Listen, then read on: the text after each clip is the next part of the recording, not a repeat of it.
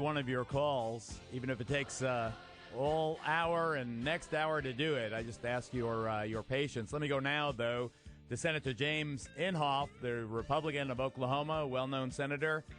He's just written a book in which he declares, in the book called The Greatest Hoax, that global warming is a fake and it's a conspiracy that threatens your future. Senator Inhofe, welcome. Thank you for being on the program. Well, nice to be with you, Geraldo. So before we get to global warming being a fake, and I have some opinions about that, you have a primary coming up on Tuesday, Super Tuesday. First of all, do you want to respond to my belief that Mitt Romney now has this thing wrapped up?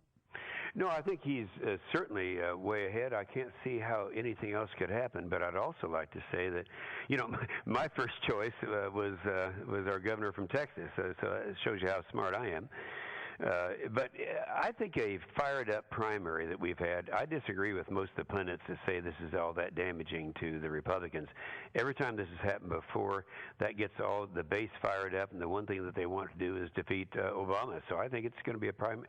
I think you're probably right on this, Geraldo, after last night, because it's a numbers game now. What about Oklahoma, though? The only poll I've seen out of Oklahoma has Santorum way ahead, almost 2-1 over Romney. Well, of the four that are left, I think you know this, but your listeners probably don't. Santorum is by far my best friend. He and I, gosh, we spent every week in a Bible study together, and I really know him and know him well and respect him. He has been, like me, a little bit extreme, and a lot of things would come back and haunt him. But, no, I think he'll do very well in Oklahoma. He ended up in his event in Oklahoma City and Tulsa just 2 weeks ago. They're expecting 400, and he got 4,000. No, he'll do very well. He'll probably carry Oklahoma. Santorum will. Yeah.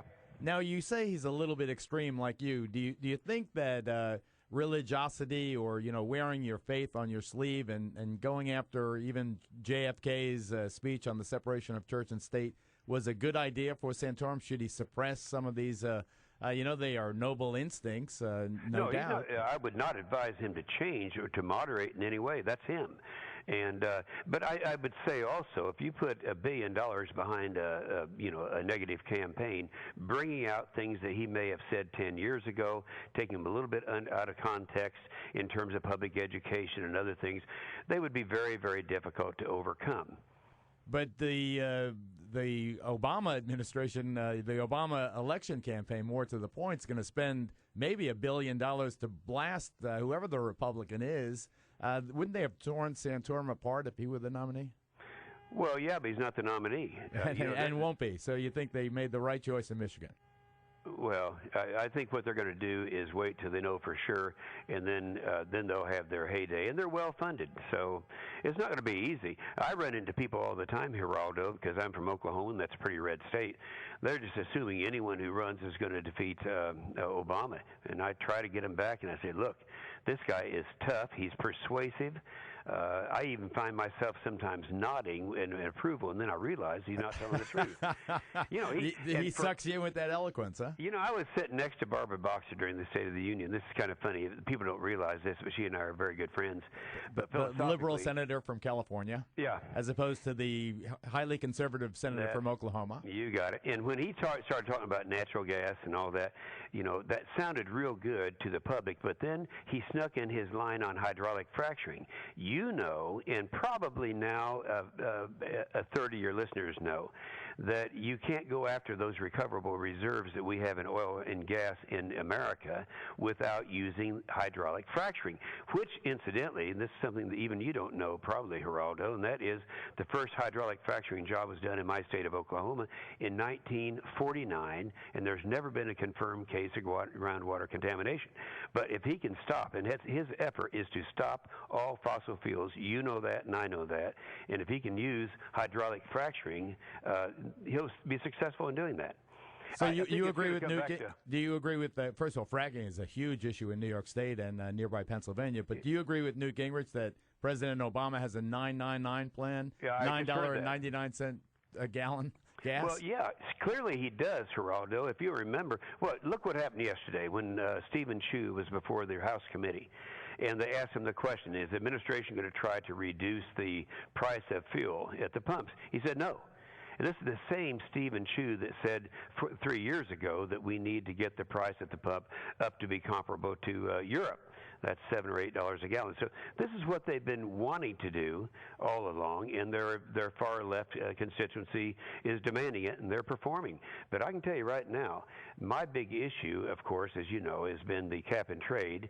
And now that we have defeated all efforts, legislative efforts, they're now trying to do it through what I consider a phony endangerment finding, so that they're going to try to do it through regulation.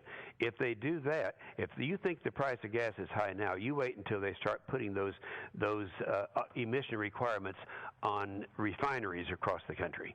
Well, before we get the refinery issue, before we run out of time, I want to just get a word in about the Greatest Hoax, your book on global warming and the conspiracy. Do you flat out believe the world is not getting warmer despite the mild winter we've had here in New York? I know you can't tell, but you firmly believe this whole thing is hyped and is fake. Oh yeah, look, Geraldo. If you go back to 1895, from 1895 to 2025, we were in a cold spell. Then from 2025 to 45, in a warm spell, and then there's another cold spell that went up to 75. And since the turn of the century, it has leveled off and actually gone down a little bit. So if you look at the trends, and the thing that's consistent about this is that every time we go into one of these 30-year trends, everybody gets hysterical and saying we're all going to die. It's another freeze is going to come. And by the way, let's don't forget, in 1945, after World War II, that's when we had the greatest surge in emissions of CO2 in the history of this country or the world. And that precipitated not a warming period, but a cooling period. Yeah, the answer is yes. All right, it's a fake. The Greatest Hoax is the book. Senator James Inhofe, Republican of Oklahoma, thank you for being with me on this, thank you, this busy day. Thank you, mate.